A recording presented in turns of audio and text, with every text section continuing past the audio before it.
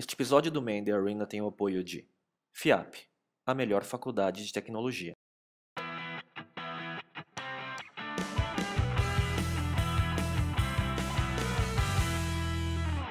Olá, esse é o Man in the Arena, videocast sobre empreendedorismo e cultura digital. Eu sou o Miguel Cavalcante.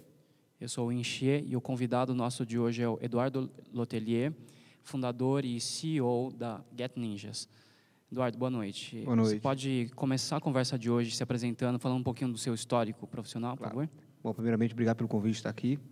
Eu sou formado em Engenharia da Computação, formei no IME, uma escola militar, no Rio de Janeiro.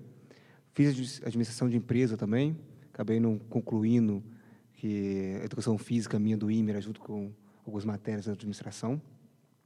E comecei minha carreira trabalhando com consultoria estratégica. E depois de 2 anos de consultoria, vi que não era aquilo que eu queria, testei ir para o mercado financeiro, fui para uma casa de investimento, uma private equity, e também lá não era o que eu gostava de fazer. E, durante esse trabalho, eu comecei a pesquisar o que eu poderia abrir de empresa. E vi que o jeito mais fácil de começar a empreender era abrir uma coisa online. Precisava de menos recursos e eu já podia começar a fazer isso junto com o meu trabalho. Foi aí que eu fiz um protótipo do que veio a ser o Get Ninjas. Depois de 8 meses, captei investimento e aí reabri a empresa de fato. Entre o tempo que você se formou até você abrir a empresa, quanto tempo aconteceu isso? Tá. Eu me formei no final de 2008, lancei o protótipo em outubro de 2010 e virou uma empresa de verdade em abril de 2011. Interessante ele apresentar o início da empresa como um protótipo. O que era esse protótipo? Não, era realmente um protótipo, cara. É o seguinte, foi um site que eu comprei na Índia por $1.000. Na verdade, não, foi de $700 que a gente negociou. É um site cheio de bugs, cheio de problemas que um site com esse valor teria. E era eu, um sócio que trabalhou no desenvolvimento no começo, e um estagiário, que a gente pagou ele com equity na companhia, com ações da companhia, porque a gente não tinha dinheiro para pagar o salário dele. Então, era realmente um protótipo. Era eu respondendo tweet durante o meu trabalho, saindo da reunião e fingindo que ia no banheiro para fazer alguma coisa da empresa. Isso que era um protótipo. Esse era o Cidade dos Bichos. Era Cidade dos Bicos. Cidade dos O Bicos. nome inicial era Cidade dos Bicos. Cidade dos Bicos. E como que foi, na verdade, essa transição então do protótipo para virar um negócio mesmo e conseguir o fundo, a obtenção de um fundo de investimentos? Até aproveitar e fazer um gancho aqui. Por que montar esse negócio específico também? Bom, nessa época que existia vários e-commerce e vários sites de cupons. Era febre de compras coletivas. E eu vi que não tinha nenhuma ferramenta clara de contratar serviço online. Para contratar serviço, você tinha que ir no classificado e isso não tinha mudado desde 99. As páginas amarelas eram classificados digitalizados, com uma busca muito rudimentar. Então, foi um misto de querer fazer algo na internet com o que tem ainda para fazer, que eu consigo começar com recursos próprios. E o protótipo evoluiu bastante. Assim, começou com um marketplace de serviços online e hoje é um marketplace de serviços offline, serviços locais. E, respondendo a pergunta em como foi esse processo, bom, com o lançamento do protótipo, a gente começou a atrair mídia espontânea, porque era uma coisa nova, era uma coisa diferente do que esses grandes estavam surgindo na internet. E, nisso, um dos investidores viu uma notícia sobre o protótipo e me chamou para conversar.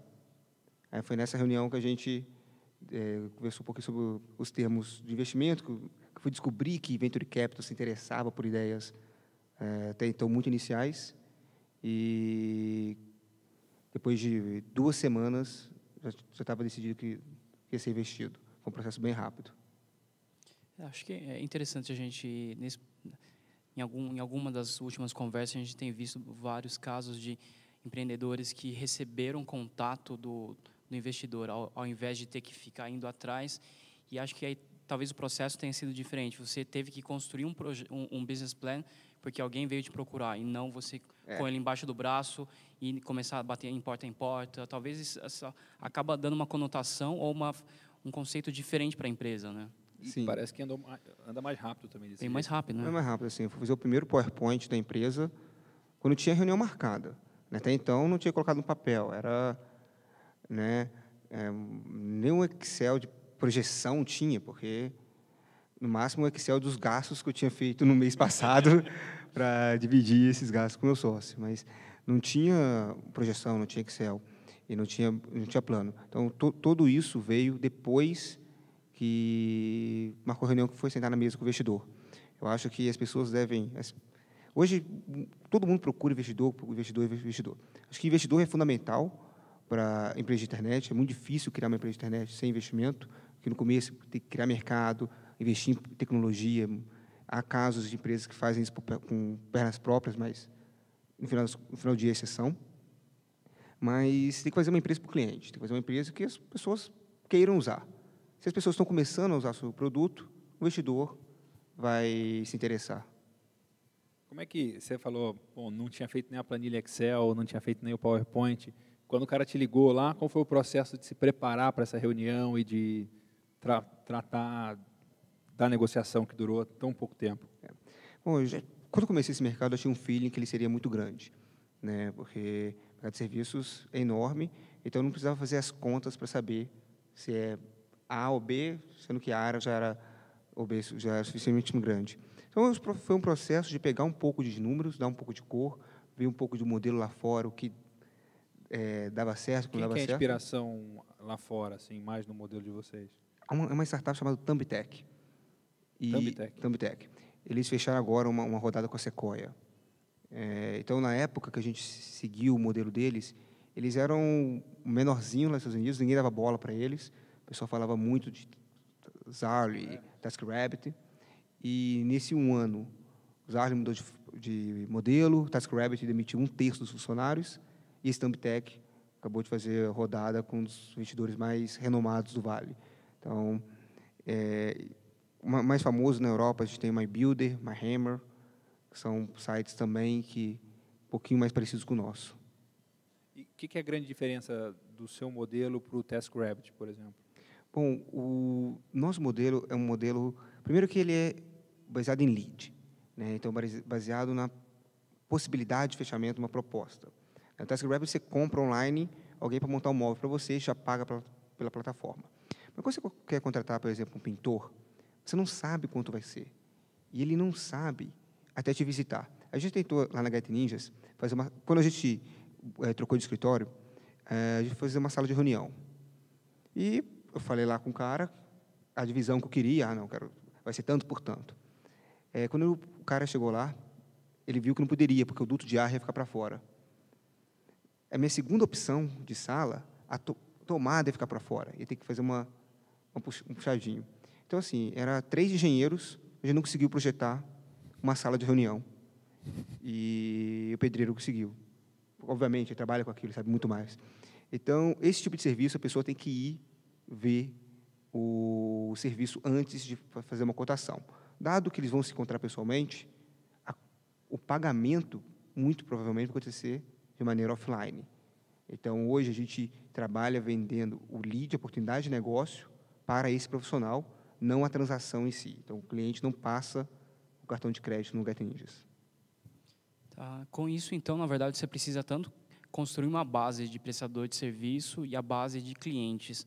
Como que você dá um enfoque? Qual que é a sua estratégia? Você constrói primeiro o quê? Você dá foco em qual das partes dessa cadeia toda? Tá. Primeiro tem que ter a base de profissionais, porque o cliente, se ele entra no seu site e não tem o profissional, ele provavelmente não vai voltar. Se o profissional entra e não tem o cliente na primeira semana, mas chegou na segunda, tudo bem, ele está lá esperando. Então, o profissional é cumulativo, né? O cliente... E o profissional, o trabalho dele, ele tem que cadastrar uma vez só, na verdade. Tem que cadastrar uma vez.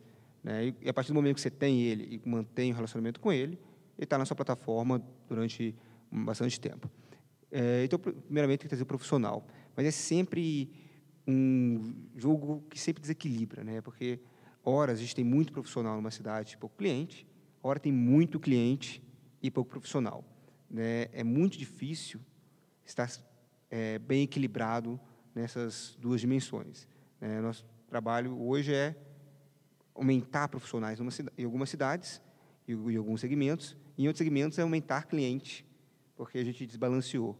Então, a gente, quando puxa o cobertor de um lado, descobre de outro, puxa de outro, bem difícil. Pode falar o que traz mais profissional para o seu marketplace? Assim, qual que é a estratégia de captar gente para oferecer Sim. o serviço? Bom, é muito boca a boca do profissional, porque o cara que é pedreiro, o primo dele também é pedreiro, né? O amigo e a diarista, mesma forma. A partir do momento que esse cara começa a ganhar dinheiro na plataforma, ele indica para o amigo dele, porque não vê aquele amigo como um concorrente direto. É o cara que toma cerveja com ele, é o cara que faz churrasco com ele. Então, a maioria dos profissionais vem por causa de outros profissionais. Obviamente, tem um problema, né? Como você tem os primeiros profissionais, né? Esses primeiros profissionais, a gente cadastrou por telefone, a gente pegava a página amarela, aquelas velhas páginas amarelas, ligava para os profissionais, colocamos anúncios no Google, a gente trouxe essa primeira base, que foi trazendo os novos profissionais. Você tem algum formato de avaliação da qualidade do nível de serviço prestado por eles? Eu pergunto isso até porque eu me cadastrei como tradutor de mandarim e eu nunca respondi nenhum lead. Já chegou lead para você? Chegou lead e eu não respondi e eu estou baixando o nível do serviço.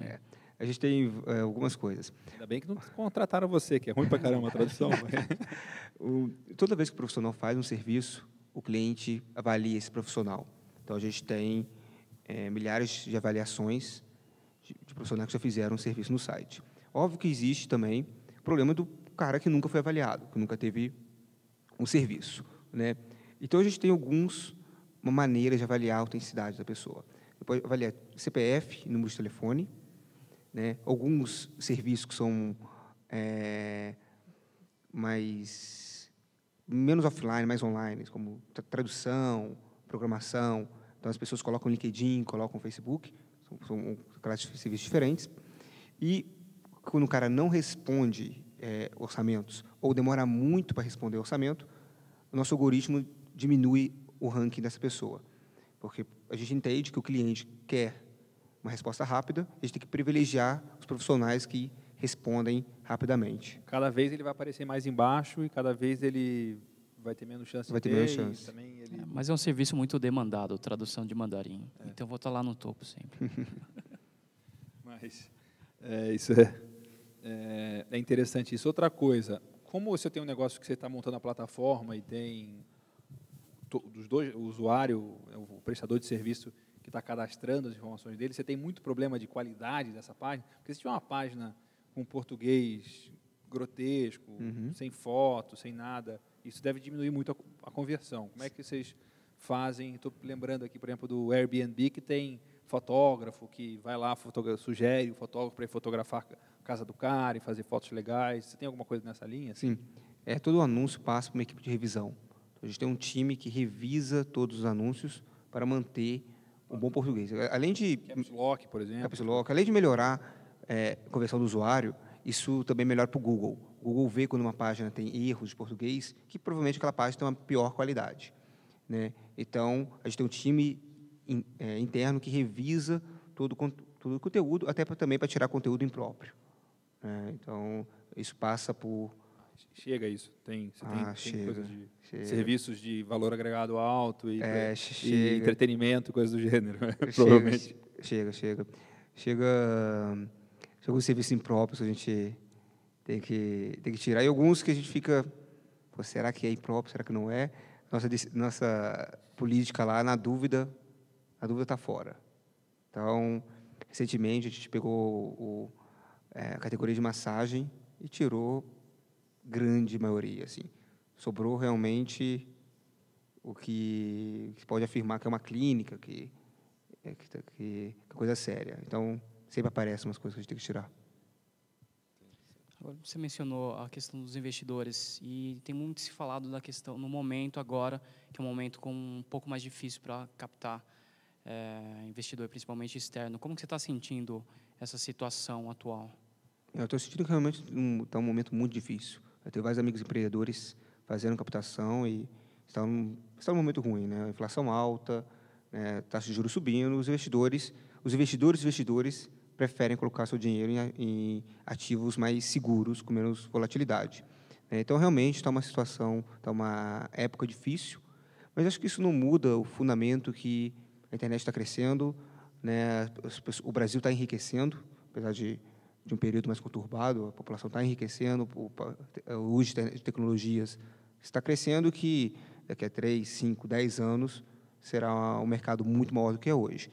Então, acho que para esses empreendedores, acho que é hora de tirar um pouquinho o pé do acelerador, talvez, diminuir os gastos, né, o burn rate, para diminuir a necessidade de capital, mas bons negócios vão encontrar investidores, se não é nos próximos 2 meses, nos próximos 6 meses. O que você tem de lição desse processo de buscar investidor, né, e de conseguir investidor? Né? Porque o primeiro, ele que apareceu, mas você já teve 2 rodadas de investimento. Assim, o que você tem de aprendizado aí nesse tema específico? Dedique-se tempo, porque você acha que vai demorar 1 mês, vai demorar 6 vezes mais que isso, 5 vezes mais que isso. Então, é bem cansativo, bem desgastante, né? Você e o fundador da empresa, os diretores da empresa vão ficar bastante focados nisso, né? E acho que o conselho é fazer. Você acha que você precisa de caixa para daqui a 6 meses, começa hoje, né? Quanto mais cedo você começar o processo, melhor, porque a gente teve o meu primeiro processo foi bastante rápido, o segundo foi relativamente rápido também, foi um pouco mais demorado, mas em média esses processos são demorados e tem que ser feito com cautela, né? E outra coisa é que a maioria desses investidores eles investem em quem ele conhece ou indicação, um amigo de... Então, você vai falar com o fundo X, né, conversar com os empreendedores que foram investidos nesse fundo, pedir uma indicação, ter um acesso a essas pessoas, né? E isso a rodada de investimento é uma rodada interativa, porque você fala com o fundo, 90% de chance a resposta vai ser não. Você fala com 10 para um investir, né? Então, ok, é não, mas o que eu aprendi? O que ele perguntou nessa reunião que eu vou responder melhor na outra? Então, realmente, no processo, aprender. Então, você está muito interessado no X, deixa ele para o meio do processo. Testa o pitch, o jogo com os que você acha que ou só investe em empresas muito maiores ou muito menores, ou que você não tem tanto interesse, para ir aprendendo, para quando chegar no cara que você quer captar, você realmente já ter o pitch redondinho. Você tem quantos sócios hoje que trabalham com você? O seu sócio inicial continua com você? Não, meu sócio inicial, ele passou no BNDES, ele quis ir para o emprego público, né? Continua comigo desde o começo o estagiário que começou a companhia, né? E no longo da companhia eu fui contratando funcionários que são sócios da companhia. Então, os diretores da companhia, né, diretor de tecnologia, diretor de operações, alguns desenvolvedores sêniores, eles têm participação significativa da empresa. A gente acredita que, com isso, a gente distrai um melhor deles, né? As pessoas trabalham mais motivadas e a companhia cresce. Gente muito boa. Mas a minha pergunta nisso, assim, que a gente já viu, até tem uma outra entrevista aqui, que o cara falou, olha, ele tem vários sócios também, ele falou, lidar com os investidores só eu lido, eu deixo, tipo, todos os pepinos com o investidor, eu que tomo conta, e os outros, o resto do pessoal pode trabalhar, fazer as coisas, focar em cliente, né, e fazer a empresa crescer. Você tem alguma coisa desse tipo? Tipo, tem alguém concentrado nisso, e senão tudo, porque, como você falou, é um negócio que demora muito tempo, é um dreno de energia, né, desgastante, estresse, né, e se você envolver todo mundo, daqui a pouco você não está... A sua empresa, na verdade, ela está correndo atrás de investidor e não está trabalhando mais do que ela se propôs a fazer. Né? Como é que você lidou com isso? Tá. Na rodada de investimento, eu peguei um pouco mais para mim o processo, mas meu diretor de tecnologia participou das conversas, né? Ele estava junto na mesa, porque algumas questões ele era o melhor para responder, e o investidor também quer conhecer as outras pessoas líderes da empresa, né? Hoje, na relação com os investidores atuais, né, toda a reunião de board, reunião de investimento, participa eu, o diretor de tecnologia, o diretor de operações, né, apesar de realmente ter que investir um tempo, eu acho que o aprendizado ele é mais melhor distribuído, que são 3 caras da empresa aprendendo com os investidores, 3 mostrando o ponto do que a gente está fazendo, e eu acho que é melhor do que apenas uma pessoa representar toda a empresa. E eu acho que muitas decisões, né, o diretor de tecnologia discorda de mim, que eu discordo do meu diretor de operações, e a gente leva isso na discussão de board no mesmo nível. Então, isso funciona muito bem. Legal. Edu, você participa bastante de competições de business plan, de startups, tanto pela própria empresa quanto ajudando o mercado. Como que você acha que esse tipo de apoio atua no desenvolvimento do sistema como um todo, do ecossistema, como muitas vezes a gente gosta de chamar, apesar do termo não ser mais adequado? Bom, acho que tem um impacto muito positivo. Assim, antes dessa primeira reunião com o investidor, eu tinha ido em 3, 4 eventos, até o BR New Tech, que você ajudava a organizar.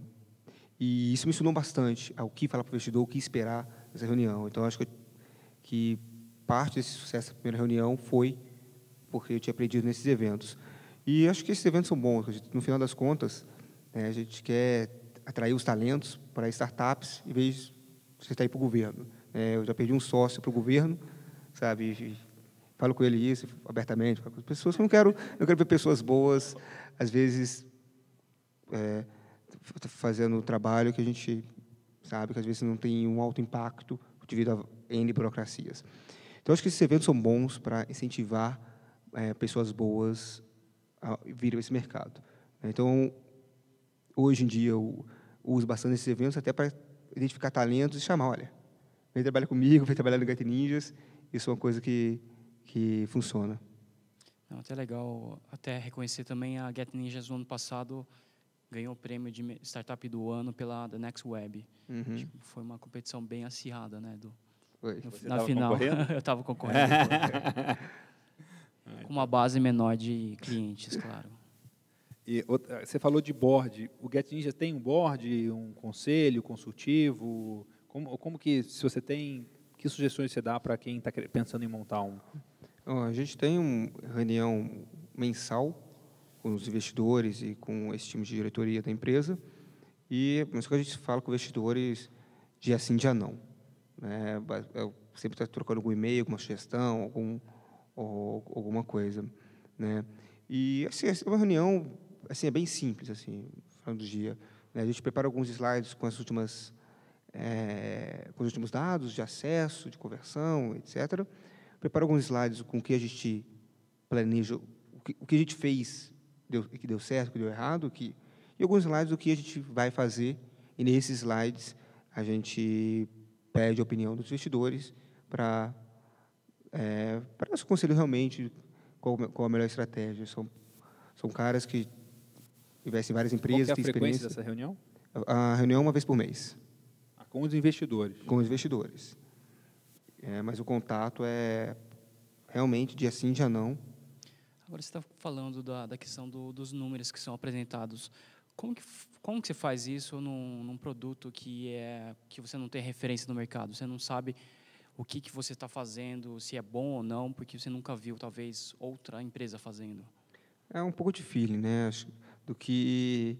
Existe, assim, alguns números que são meio que universais, quase para qualquer negócio, né? O número de acesso do site, né?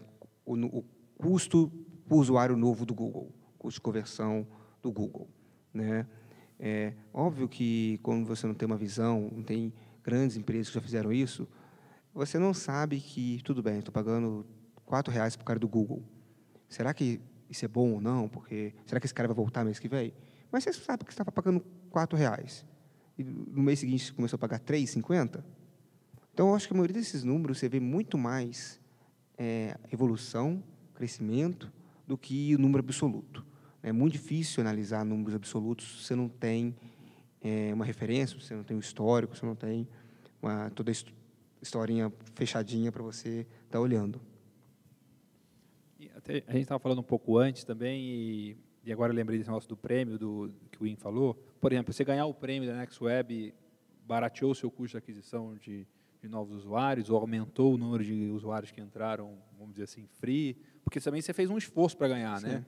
Mandou e-mail para a galera pedindo para votar e tal, dedicou um tempo, não sei o quê. Como é que esses endossos externos e de terceiras partes, como aparecer na mídia e tal, isso influencia o seu negócio?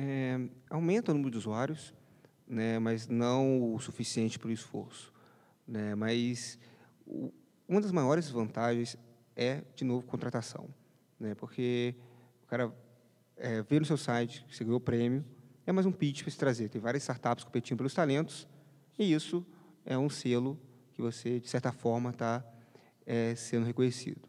Facilita também parcerias. Quando um cara vai lançar um novo serviço, que você pode ser um distribuidor dele. Então, hoje está conversando já com outras startups que querem se utilizar de parte da base do Gato Ninjas.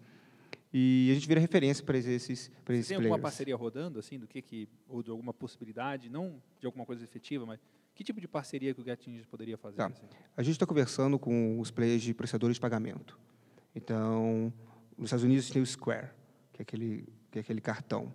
Então, não é segredo para ninguém que esses caras, né, vão atacar o microempresário, né? E o Gato Ninja tem uma base enorme de profissionais e de PJs e PJinhas, então, um cara que tem 2, 3 funcionários, que não tem uma solução de pagamento, né? Então, esse é um tipo de parceria que é ótimo para os nossos profissionais e é ótimo... Ganha 3 vezes. Né? Ganha 3 vezes. É bom para o profissional, é bom para o Gato Ninjas e, obviamente, é ótimo para esse parceiro de distribuição. E esses prêmios, né, acabam abrindo portas para a gente estar falando com esses parceiros, porque tem uma reputação, aumenta a reputação no mercado. Você falou da empresa que vamos dizer que é um exemplo que você tem fora do Brasil, num modelo de negócio parecido com o seu ou similar ao seu.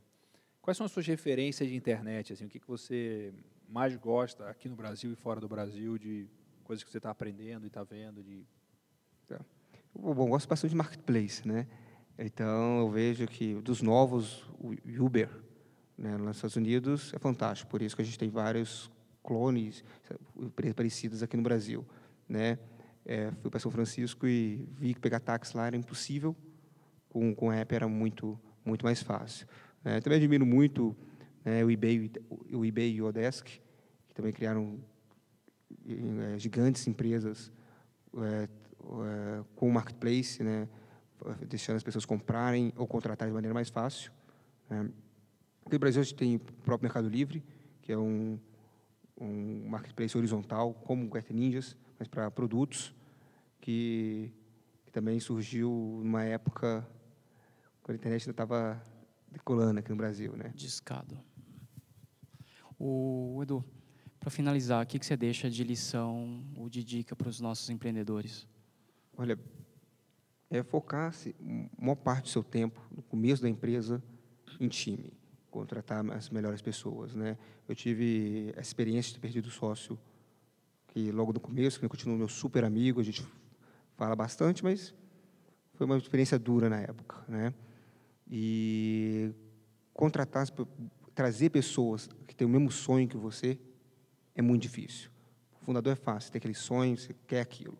Mas você tem que passar seu sonho para essas outras pessoas. E, no final, no começo da empresa, você é 100%. Quando a empresa tem 10, você é 10% da empresa. Então, no final, se sua empresa realmente crescer, seu impacto vai ser muito pequeno comparado com o impacto de todos os outros somados, né? Então, eu teria focado mais meu tempo nas primeiras contratações do que eu fiz na época, né? E hoje é umas coisas que eu faço, demoro muito, assim, demorar muito para contratar alguém. Fala mais do seu processo de contratação, assim, o que você faz, como é que você testa para conhecimento, testa para fit de cultura, ou como é que você vê se o cara vai comprar o seu sonho ou não, como é que isso é uma coisa muito bacana mesmo, eu acho que é um desafio para todo mundo. Bom, o processo depende muito da vaga, né? Mas o processo, por exemplo, de um desenvolvedor, né? Primeiro, quase todos vêm por indicação, um amigo de amigo, uma pessoa que já está no mercado. Normalmente os caras bons conhecem os caras bons, então é difícil pegar um cara que não tem nenhuma indicação, pessoa conhecida. Depois, os caras fazem uma prova técnica, né? Mas o mais importante é que todo desenvolvedor que trabalha na Get Ninjas passa um dia no nosso escritório trabalhando com a gente. Fica lá uma manhã, uma tarde, ou, se for possível, o dia inteiro, trabalhando com outro desenvolvedor, para a gente ver o famoso teste da cerveja, né? Se é uma pessoa que eu quero tomar uma cerveja na sexta-feira, é a pessoa que eu devo contratar. É um time muito pequeno para ter um cara que ninguém gosta de trabalhar. O Guy Kawasaki fala que é o teste do shopping center, né? Você já viu isso, acho que no Arte do Começo, ele fala que o teste seguinte: se você vai no shopping, aí você vê um cara lá, tipo, o cara que você conhece, lá do outro lado, e ele não te viu. Você vai falar com ele ou você finge que não viu e vai embora? O cara não te viu, entendeu? Se você fingir que você não viu ele, é porque você, esse cara é um mala, não quero encontrar com ele. Então, não contrata esse cara que vai dar pau, né? Se você, não, quero falar com um cara, gente boa, tal, não sei o quê. Então, é tipo isso da cerveja. É mais ou menos isso. Então, hoje, até para estagiário, quer trabalhar, passar um dia aqui, conhecer a empresa, para a gente conhecer, a gente faz esse processo para todo mundo. É mais demorado, mais custoso, né? Então, a gente trouxe cara do Rio para passar um dia com a gente, mas, no final das contas, acho que é muito importante. Contrate devagar, demita rápido. Você demite rápido também ou não? Olha, um dos meus erros, né, na empresa foi alguns funcionários terem demorado muito tempo a demitir, né? Felizmente, depois das últimas contratações, a gente não teve que demitir mais ninguém, mas é realmente foi um erro meu, e eu acho que é um erro que eu não quero cometer, mas quero já partir, né, do pressuposto que não vai acontecer, né, que a gente vai estar trazendo as melhores pessoas. Mas acho que essa situação provavelmente você só consegue reconhecer depois, que você começou a demorar muito. No momento, você não reconhece ou tenta esconder, até porque se você, dentro da parte de uma cultura, de uma startup, se tem uma relação muito próxima, você tende a amansar um pouquinho, a deixar um pouquinho passar as coisas. Exatamente. Tem 10 pessoas, você está almoçando com a pessoa, está ali com a pessoa é seu amigo, mas o trabalho não está andando, né? É muito difícil assim. No papel é fácil, né?